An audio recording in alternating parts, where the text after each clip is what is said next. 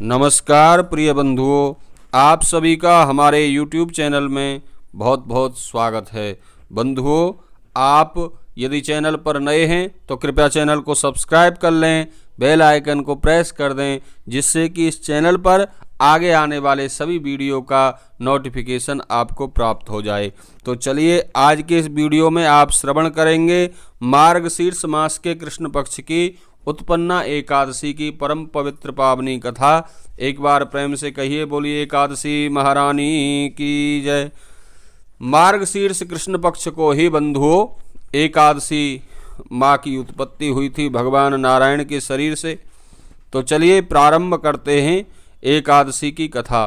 धर्मराज युधिष्ठिर ने भगवान श्री कृष्ण से कहा, हे प्रभो, आपने 26 एकादशियों की बात कही थी, कृपया पहली एकादशी उत्पन्ना के महात्म्य के विषय में कुछ बताइए। मैं जानना चाहता हूँ इसका क्या महात्म्य है और इसका व्रत करने से क्या फल प्राप्त होता है, इसकी विधि भी बताकर मुझे कृतार्थ कीजिए।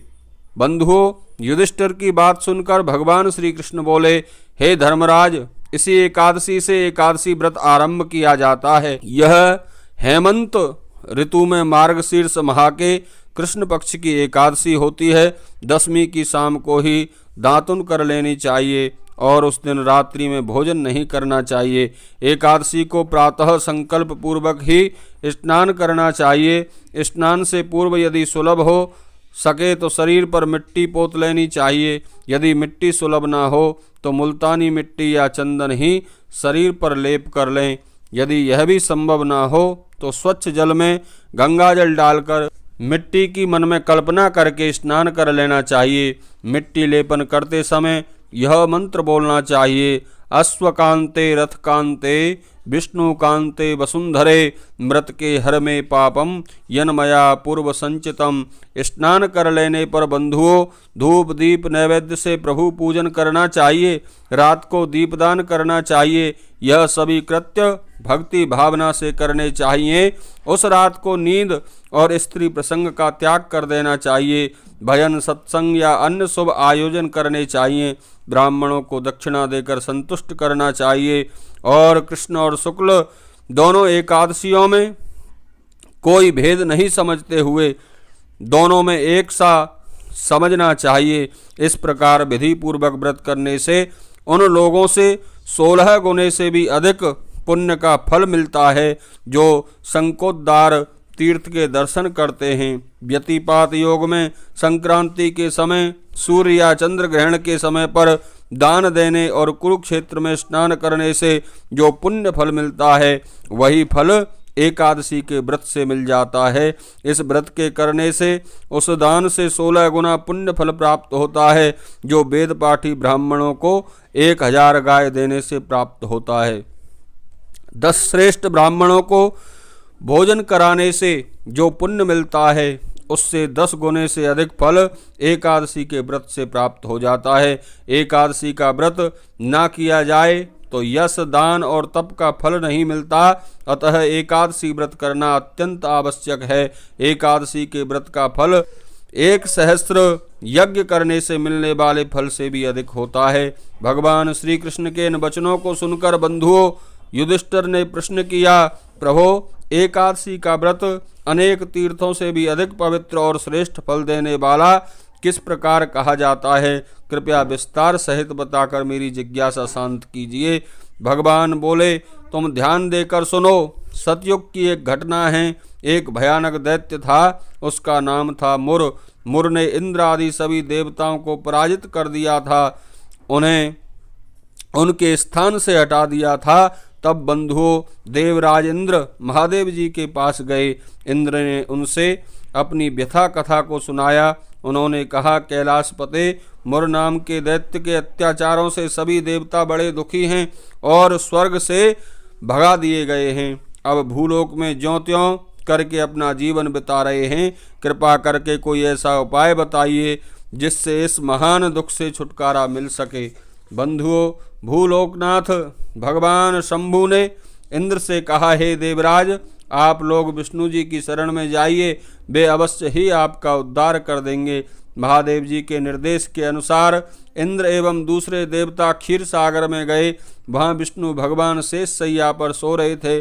भगवान को सोया हुआ देखकर बंधुओं इंद्र सहित सभी देवताओं ने उनकी स्तुति की। हे देवदेव दयानिधे, हम पर सब पुनः पुनः आपको प्रणाम करते हैं, कृपया हमारी रक्षा कीजिए।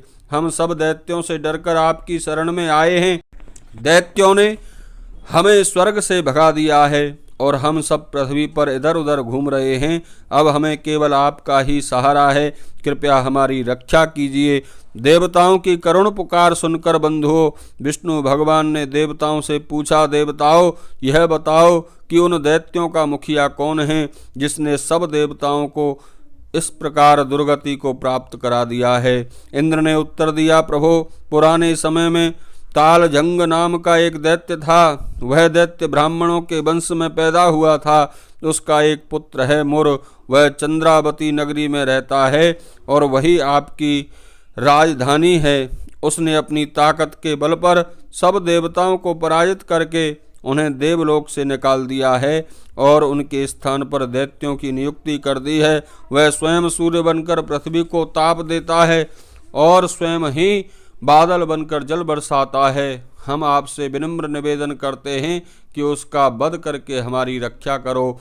बंधुओं विष्णु भगवान ने देवताओं को भरोसा दिया, देवताओं आप लोग चंद्रावती नगरी को चले जाइए, मैं शीघ्र ही तुम्हारे शत्रुओं को नष्ट कर दूंगा।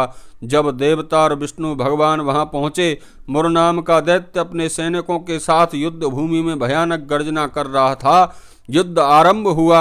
असंख्य दैत्य अनेक प्रकार के हथियारों से देवताओं से युद्ध करने लगे। उन्होंने क्षण भर में ही देवताओं को मार मार कर भगा दिया। अब तो बंधुओं विष्णु भगवान का युद्ध करना आवश्यक हो गया था। वे भी युद्ध क्षेत्र में आ गए।